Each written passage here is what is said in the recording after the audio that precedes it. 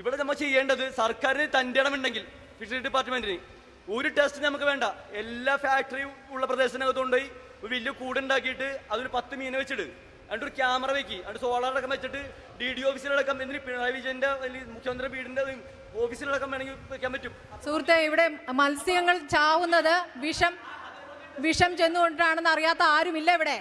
അതിനി അവർക്ക് ബോധ്യപ്പെടേണ്ട കാര്യമില്ല. എന്തുകൊണ്ട് നടപടി ഉണ്ടാകുന്നില്ല എന്നിടത്താണ്. വേഗം പറയൂ ചേട്ടാ, പറയുന്നുണ്ടെങ്കിൽ വേഗം പറയൂ. മൈക്ക് കോണാണ്, പറഞ്ഞോളൂ. ആദ്യമായി ഞങ്ങളുടെ ഈ ഗ്രാമത്തിൻ്റെ കണ്ണീരിനൊപ്പം നിന്ന റിപ്പോർട്ടർ ചാനലിൽ ഞങ്ങൾ ഈ നാട്ടുകാരുടെ പേരിൽ നന്ദി രേഖപ്പെടുത്തുകയാണ്.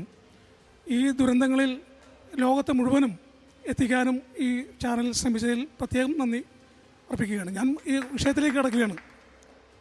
ഇവിടെ ഞാനൊരു പഞ്ചായത്ത് മെമ്പറാണ്, വരാപ്പുഴ ഗ്രാമപഞ്ചായത്തിൻ്റെ മെമ്പറാണ്. ഇവിടെ ഭരിക്കുന്നത് കോൺഗ്രസ് ആണ്. പക്ഷേ ഞാനാണെങ്കിൽ CPMൻ്റെ പ്രതിനിധിയാണ്. ഞങ്ങൾ ഈ വിഷയത്തിനകത്ത് ഏകകണ്ഠമായിട്ടാണ് അഭിപ്രായം പറഞ്ഞിട്ടുള്ളത്. ഈ നാടിൻ്റെ ദുരന്തം, ആ ദുരന്തത്തിൽ ഞങ്ങളെല്ലാവരും ദുഃഖിതരാണ്. ഞങ്ങൾ വളരെ കൃത്യമായി പ്രതിഷേധിക്കുകയും വളരെ അടിയന്തരമായി ഞങ്ങൾ കമ്മിറ്റി വിളിച്ച് ഒരു പ്രമേയം പാസ്സാക്കുകയും, അതായത് ഇത് ഈ കുറ്റകരമായി ഈ മത്സ്യക്കുരുതി കുറ്റകരമാണ് എന്ന് പറഞ്ഞുകൊണ്ട് അതിനോട് ആ പ്രവൃത്തി ചെയ്ത ആളുകൾക്കെതിരായി പ്രോസിക്യൂഷൻ നടപടി സ്വീകരിക്കണമെന്ന് ഞങ്ങൾ ഏകകണ്ഠമായി പറഞ്ഞതാണ്. ഞങ്ങൾ ഈ നാടിനൊപ്പമാണ്. പാർട്ടി വ്യത്യാസമില്ലാതെ ഈ ദുരന്തത്തിൽ ഞങ്ങൾ അതിയായ ദുഃഖവും രേഖപ്പെടുത്തുന്നു. ശരി, ഇവിടെ സ്ത്രീ ശബ്ദം ഒന്നും ഉയർന്നു കേട്ടില്ല. പറയാനുണ്ടാവുമല്ലോ, പറയൂ. ഈ പെരിയാറിലെ ഇത് 30 വർഷത്തോളമായി നമുക്ക് നടന്നുകൊണ്ടിരിക്കുന്ന ഒരു കാര്യമാണ്. ഇപ്പം നമ്മൾ തമ്മിൽ തല്ലുപിടിക്കാതെ ഈ കർഷകരെ രക്ഷിക്കാൻ വേണ്ടി നമുക്ക് എന്ത് ചെയ്യാൻ പറ്റും? ഞാൻ വരാപ്പുഴ പഞ്ചായത്തിലെ മെമ്പറാണ്.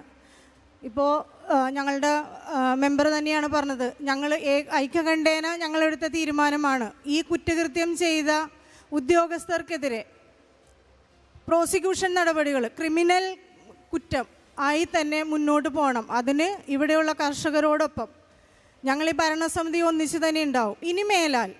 ഇനി ആ ഷട്ടർ തുറക്കുമ്പോൾ അല്ലെങ്കിൽ മലിനജലം പുഴയിലേക്ക് ഒഴുക്കുമ്പോൾ അവൻ്റെ കൈ വിറയ്ക്കണം.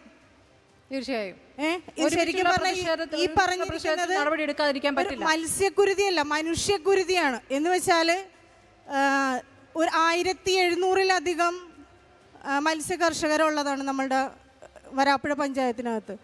ഇതിൽ മത്സ്യത്തൊഴിലാളികളുള്ളതാണ്. ഇവരുടെ വീട്ടിൽ ശരിക്കും അന്നൊപ്പമാണ് മുട്ടിയിരിക്കുന്നത്. അവർക്ക് നാളെ കഴിക്കാൻ, നാളത്തേക്ക് എന്ത്, ഞങ്ങളുടെ മക്കളുടെ വിദ്യാഭ്യാസം, ഭക്ഷണം എല്ലാം അതിൽ നിന്നുപോയിരിക്കുകയാണ്. അങ്ങനെയല്ല, ഇനി മേലാൽ ഇതുപോലെയുള്ള കാര്യങ്ങൾ ചെയ്യുമ്പോൾ ആ ചെയ്യുന്നവൻ്റെ കൈ വിറച്ച് തന്നെ മുന്നോട്ട് പോകണം. അത് ഇപ്പോഴുണ്ടായിരിക്കുന്ന ഈ ഇതിൽ അവർക്കെതിരെ പ്രോസിക്യൂഷൻ നടപടികൾ സ്വീകരിച്ച് തന്നെ മുന്നോട്ട് പോകണം.